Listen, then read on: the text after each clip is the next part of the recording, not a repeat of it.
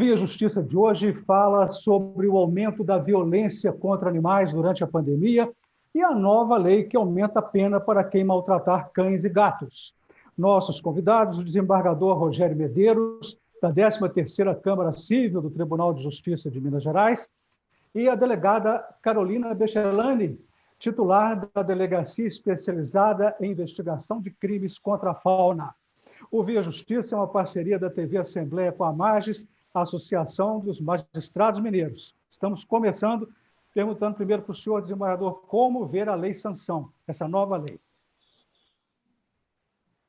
Com muito otimismo, exaltando inclusive o fato dela ter sido sancionada em 29 de setembro, a poucos dias de 4 de outubro, que é o dia de São Francisco, santo muito venerado na minha terra natal, em São João del Rei, a mais bela igreja de lá, ela é consagrada a São Francisco de Assis, que era o santo protetor dos animais, né? Então, eu acho que poderia, inclusive, incluir, além de cães e gatos, outros animais que também são muito utilizados, né, no trabalho e na convivência humana. Queria a opinião da senhora, doutora Carolina, sobre essa nova lei. Carlos, eu costumo dizer que essa lei foi um divisor de águas, né? Principalmente a gente que está na ponta, a gente ficava com uma sensação mesmo assim de impunidade muito forte, né? Então, definitivamente foi um divisor de águas, uma mudança muito positiva. Definitivamente vai mudar o cenário, já está mudando, né? Agora, como o desembargador falou, é uma mudança que atinge somente cães e gatos, e a gente buscou entender o porquê disso, né? Com o próprio autor do projeto de lei, e, na realidade, o que a gente percebeu depois de entender isso? Ou era dessa forma agora, ou não seria de forma alguma, né? Parece que numa tentativa de que se incluísse todos os animais desse primeiro momento, o projeto de lei não passaria. E aí parece que existe uma bancada ruralista muito forte, que se incluísse todos os animais, esse projeto de lei não vingaria. Então, acho que o movimento por ondas, né, optou-se por um movimento por ondas, até por uma questão cultural, e essa vitória, nesse primeiro momento, com cães e gatos, que já é um ganho enorme, particularmente na nossa delegacia, o maior número de ocorrências de maus-tratos envolve cães e gatos. Então, já é uma vitória, e por isso não abrangeu todos os animais. Mas eu acho que agora um próximo passo, né, para a gente buscar aí também constar os demais animais, né, porque eles merecem.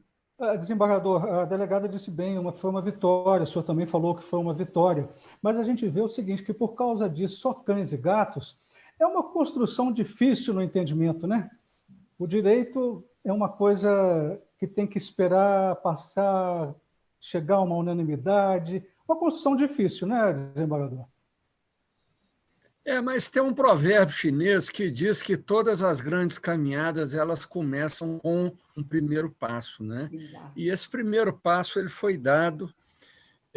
Nós temos, inclusive, ao lado da nova lei, trabalhar muito na conscientização das pessoas, como é feito de maneira parecida com a Lei Maria da Penha, né? Que é a lei que pune com muito rigor a violência doméstica contra mulheres. Então, além da lei em si, da penalidade muito grave, diferenciada que ela aplicou, nós temos que agora, doravante, trabalhar intensamente. Poder Judiciário, Polícia, Executivo, Ministério Público, etc. Trabalhar intensamente nessa conscientização da sociedade. Delegada, eu gostaria que o senhor relembrasse o que aconteceu com Sansão, que deu nome à lei, né?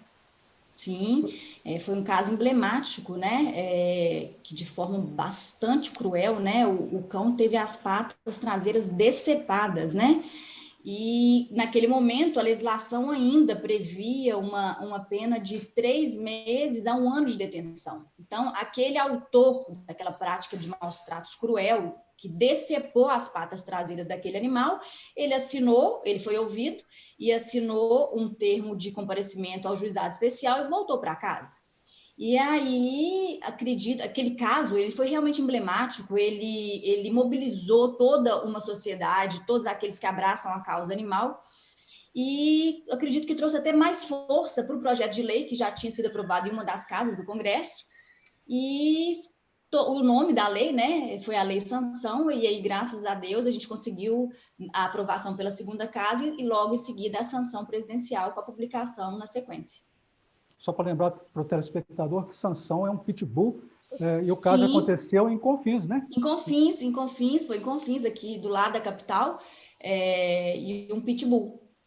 Lindo, por sinal. Eu vi pelas fotos da internet, mas que maldade, né? Que maldade. Foi um caso de extrema crueldade. Como é que o senhor explica isso, desembargador, essa crueldade contra animais? Bom, primeiro eu quero lembrar que a sanção com C cedilha da lei Sanção com S foi no dia 29 de setembro. Há algum tempo eu tomei conhecimento, em 2016, há 4 anos, de um trabalho de pós-graduação de um capitão da Polícia Militar de São Paulo. Depois ele parece que foi publicado em livro. Eu não cheguei a ler o livro, mas li uma resenha muito boa sobre a obra. E o título do livro é Maus Tratos contra Animais e Violência contra Pessoas. Esse capitão fez um trabalho científico muito interessante, ele analisando dados de pessoas que praticaram violência contra animais a partir de ocorrências policiais e mesmo processos judiciais. Ele foi fazer um cruzamento. Essas pessoas, lá no estado de São Paulo, mas talvez isso seja um perfil que se repita por todo o país e, quem sabe, até mundo afora, mostra que, em geral, as pessoas que praticam maus tratos contra animais, elas costumam também praticar maus tratos contra pessoas, sejam agressões dentro da própria casa contra a esposa, filhos, etc., brigas de vizinhos, campo de futebol, onde quer que seja. Enfim, o perfil é de uma pessoa violenta, que tanto maltrata animais quanto maltrata seres humanos. Daí a importância também do trabalho de conscientização, que eu já falei aqui, e do trabalho de prevenção, né? Feito através até de parcerias com entidades da sociedade civil, as chamadas ONGs, né? De fazer um trabalho terapêutico, né? Não tem aí, por exemplo, Alcoólicos Anônimos, né? Vamos criar aí entidades parecidas, os agressores anônimos de pessoas e de animais, para que elas reconheçam essa fraqueza, esse transtorno mental, vamos dizer assim, né? No sentido amplo, e busquem também uma terapia, uma cura. Na realidade, pelo que o senhor falou aí, é um caso de sociopatia. Ô, Carlos, Exato. Existe uma teoria chamada teoria do elo, que estuda exatamente isso. Aqueles agressores de animais, né, eles estão propensos também a realizarem agressões dentro do lar, então são propensos a praticarem agressões domésticas. A gente, quando a equipe, inclusive uma equipe que trabalha dentro da nossa delegacia, é uma equipe extremamente técnica, né, uma equipe de veterinários e biólogos, e a gente faz também um trabalho multidisciplinar. Quando a gente vai ao local em razão de uma denúncia de maus tratos, uma investigação de maus tratos, a gente analisa não só maus tratos do animal, e principalmente a violência contra aquelas pessoas mais vulneráveis, criança, idoso, a mulher. E quando a gente verifica isso, a gente encaminha dentro de uma comunicação de serviço para a unidade policial que investiga esses outros tipos de crime. Exatamente por conta disso que o desembargador falou, porque existe um estudo, né, que fala sobre essa teoria do elo, que comprova essa teoria e essa vinculação entre essas violências. A pena anterior era de 3 meses a 1 ano de reclusão, além de multa. Agora, 2 a 5 anos, além de multa e proibição de guarda. Eu gostaria que o senhor analisasse essa pena, desembargador. Olha, eu sou desembargador de Câmara Civil e milito no cível ininterruptamente desde quando era juiz em Montes Claros, em 1993, que eu assumi a 5ª vara civil, depois da vara da infância, né? Eu estou afastado da jurisdição criminal, mas eu, particularmente, é um traço que eu tenho coragem de assumir, eu sou, em direito penal, um adepto da lei e da ordem, contra os adeptos do direito penal mínimo, né? Eu acho que o Brasil, a impunidade é muito intensa, e não só na esfera dos crimes ambientais, dos crimes contra animais, dos próprios crimes contra a pessoa, mas, sobretudo, vendo agora com muita tristeza, né, um trabalho intenso aí, trabalho no sentido assim de negativo, articulações intensas, inclusive, para voltar uma intensa impunidade nos crimes contra a administração pública, né? Então, esse ensejo aí de ver uma lei tão rigorosa e tão necessária, né, como é a Lei Sanção, desperte os brasileiros, que nós temos também outros bens a proteger. E, no caso dessa nossa lamentável cultura do jeitinho brasileiro, do patrimonialismo e da impunidade na corrupção com dinheiro público, nós também passemos a cobrar dos nossos congressistas que façam, por exemplo, e imediatamente, uma lei que preveja a prisão de quem foi condenado criminalmente em crimes graves, inclusive corrupção, a partir da condenação pela 2ª instância ou pelo órgão colegiado, no caso daqueles que têm o foro privilegiado. Para a gente encerrar esse bloco, uma pergunta para a senhora, doutora Carolina. A proibição da guarda é uma inovação, porque antes não tinha, né? A proibição da guarda. Mas eu vejo aqui, ó, a pena de reclusão da nova lei, ela prevê cumprimento em estabelecimentos mais rígidos, presídios de segurança média ou máxima. Pergunto para a senhora, foi exagero colocar em segurança máxima? Bom, na realidade, a legislação fala em regime fechado, né? Ela fala de 2 a 4 anos, a alteração é que ela pode começar em regime fechado, né? Que ela vai ser em regime fechado. Isso ela pode começar em regime aberto, semiaberto ou no fechado. O que isso significa? Na realidade, Carlos, vai depender todo de um histórico, de uma análise do juiz. Essa pessoa é reincidente, qual que é a pena, porque vai depender se o animal morreu.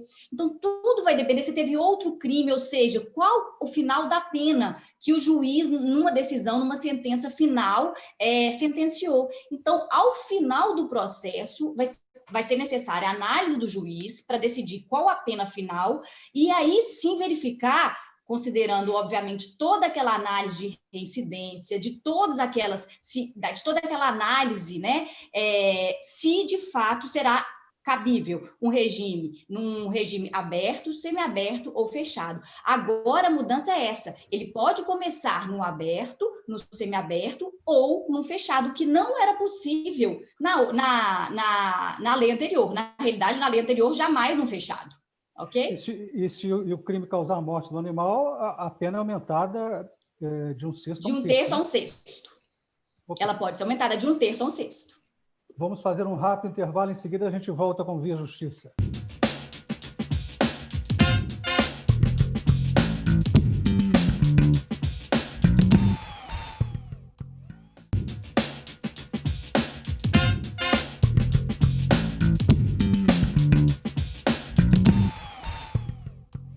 Estamos de volta com Via Justiça, hoje falando sobre o aumento da violência contra animais durante a pandemia e a Lei Sanção, que é a nova lei que aumenta a pena para quem maltratar cães e gatos. Participam do programa o desembargador Rogério Medeiros, da 13ª Câmara Civil do Tribunal de Justiça de Minas Gerais, e a delegada Carolina Bechelani, titular da Delegacia Especializada em Investigação de Crimes contra a Fauna. Desembargador Rogério, a legislação mais dura, o senhor acha que ela conseguirá coibir este tipo de crime contra os animais? Ou os vários tipos de crime? Sim, com certeza é um impacto muito grande, né, que leva as pessoas a pensarem um pouco com mais prudência antes de fazer ou praticar um maltrato contra cães e gatos. E animais em geral, né, porque, às vezes, até pelo exemplo dessa lei, esse primeiro passo, como nós chamamos, né, essa consciência se estenda também a, por exemplo, cavalos, gado, etc., pássaros. Mas a grande questão que nós não podemos perder de vista é que, ao lado da vigência desta lei, há que se ter um amplo trabalho de divulgação, como feito na Lei Maria da Penha. A imprensa noticiando, através das assessorias de comunicação dos tribunais, da Polícia Civil, Ministério Público, Defensoria Pública, repassando à imprensa para grande impacto, né, as condenações que foram surgindo, a televisão, os jornais, etc. A própria internet, né, através das pessoas e entidades engajadas nessa luta, irem noticiando as primeiras condenações que forem surgindo, e sem perder de vista, repito mais uma vez, o trabalho preventivo de conscientização através desses mesmos meios. A Agência Brasil informou que o Brasil tem 28,8 milhões de domicílios com pelo menos um cachorro e 11,5 milhões de domicílios com algum gato, segundo o IBGE. Como ver isso, delegada Carolina? Tantas casas com cães e gatos e tanta violência contra cães e gatos. É incrível, né, Carlos? Mas como o desembargador acabou de falar, a importância das pessoas entenderem, né? Eu acho que é até uma questão cultural, e por isso a importância mesmo dessas campanhas de conscientização que o animal sente, né? O animal, ele sente dor, o animal precisa de cuidados.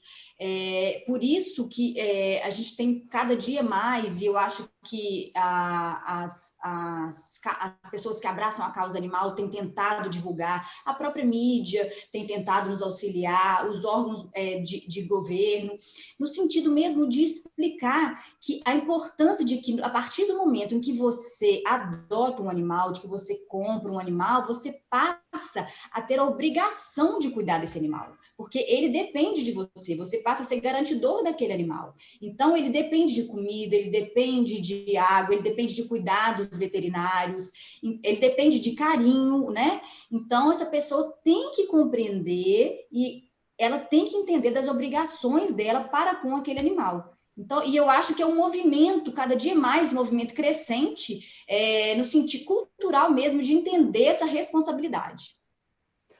Houve um aumento da violência contra cães e gatos este ano, por causa da pandemia, segundo informou a Agência Brasil, citando ONGs de proteção e registros oficiais. A Agência Brasil disse que só em São Paulo houve um aumento de 81,5% de janeiro a junho nas denúncias à Delegacia de Proteção Animal em relação ao mesmo período do ano passado.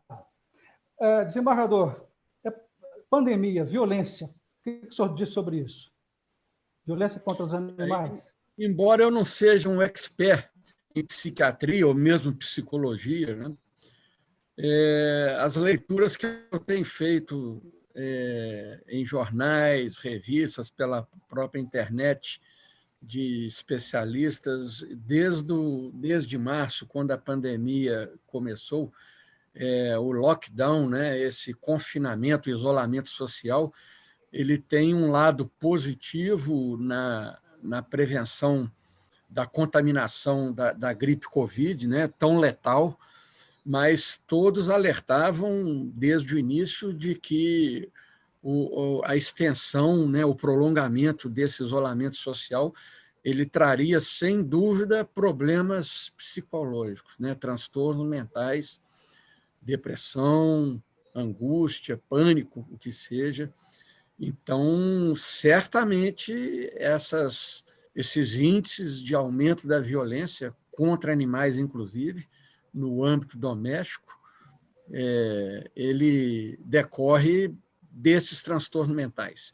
Já é um reflexo, ou já são um reflexo, né, de esse longo tempo, não só de isolamento social, mas também da própria angústia em si, de nós estarmos sentindo, seres humanos em geral, pelo mundo inteiro, a nossa fragilidade, né? No momento em que, em pleno século XXI, aquele grande autor israelense, Yuval Harari, né, no seu livro o Sapiens, o próprio Homo Deus, esse desenvolvimento tecnológico que nos levou à intensa desenvolvimento das comunicações, né, por todo o mundo, e nós podíamos viajar pelo planeta em grandes aeronaves, né, passear em Paris, Dubai, e, de repente, nós estamos nos vendo confinados. Não podemos ir nem ao clube perto da nossa casa no fim de semana. Então, essa angústia realmente ela é muito intensa, que haver uma preocupação das pessoas em se cuidarem também, não só usando máscaras, não só se medicando, né, dormindo e alimentando bem, procurando praticar exercício, mas também buscar o conforto da alma, né? Isso é muito importante para que esses episódios de agressão, não só contra animais, mas contra pessoas também, se repitam. Houve até, não é só contra os animais, é bom que a gente cite sempre, houve também um aumento da violência doméstica nesse período. Doutora Carolina, então a gente vê o seguinte, que penalizar com mais rigor não trata a origem do problema. A senhora concorda com isso? A violência contra os animais? A origem não, Carlos. Acho que a origem, da mesma forma que a violência doméstica, ela está na conscientização, ela está na educação, né? Então, acho que assim, a gente teria que voltar, se a gente quer um país consciente, né, a respeito da não violência, a gente tem que educar as nossas crianças, né, desde a escola, né? No sentido de que a violência ela não deve ser cometida no âmbito doméstico, né? Então, desde a escola, ela deveria ser trazida para as crianças, né? Então, o caminho é esse. Agora, já que, vamos dizer, a gente vive, isso não ocorreu para essa sociedade que está aí adulta, né? Vamos dizer assim, e foi necessário esse aumento de pena, porque eu acredito nesse efeito, sim, pedagógico dessa pena. Por que eu digo isso? Porque a impunidade, eu acredito que a impunidade, sim, ela fomenta o crime. Definitivamente, aquela pessoa que entrava dentro da unidade policial e saía, após assinar um termo de compromisso e comparecimento ao juizado especial, ela saía convicta de que se ela cometesse de novo, ela poderia cometer de novo e nada aconteceria. Era quase que, ela se sentia quase fomentada a cometer de novo. A gente que está ali no dia a dia, a gente percebe isso claramente. Então, assim, hoje a história é diferente. Então, quem vê uma pessoa que comete maus tratos hoje, a situação não é mais aquela, provavelmente vai pensar duas vezes, né? É claro que o caminho, como eu disse, o caminho é educação, né? Porém, para aqueles que ainda a educação não chegou ou que insiste em praticar aquele crime, mesmo com campanhas, né? Mesmo que o Estado, que ONGs, que organizações, que entidades, enfim, levem campanhas, a pena mudou. Desembargador, eu preciso destacar que essa defesa dos animais ela está na Constituição do Brasil, né? Historicamente, quando que a proteção dos animais entrou na legislação brasileira? Parece que foi na época do Getúlio, não é isso? Exatamente. O presidente Vargas editou um decreto em 1934, que era o decreto 26.645. Naquela época, o decreto era lei, não é? Porque ele estava governando depois da Revolução de 30, com poderes ampliados, inclusive para legislar. E esse decreto ele é uma verdadeira lei. Está em vigor até hoje. E é bom dizer que essas normas posteriores, inclusive a lei de crime ambiental, né? Ela é uma norma penal em branco, como a gente diz. O que são os maus-tratos a animais? Ela não especifica, né? O artigo 32 da Lei Ambiental dos Crimes contra o Meio Ambiente, a 9.605 de 1998, ela não especifica exatamente esse decreto que até hoje nos dá a definição do que seja maltrato. Não é só a violência contra o animal, como a que foi praticada contra o cachorro Sansão, mas é também violência de natureza sexual, violência de excesso de trabalho, por exemplo, um burro de carga, o boi, né, extenuante. O abandono do animal doente ou velho, né, que precisa de tratamento e o dono o abandona na via pública. Então, essas definições estão todas no decreto. Mas, realmente, a Constituição Federal, de 1988, no seu artigo 225, ela foi um grande divisor de águas, porque ela veio a considerar que o direito ao meio ambiente ecologicamente equilibrado, que é um bem de uso comum do povo, né? É um direito fundamental, é uma das cláusulas pétreas da nossa Constituição.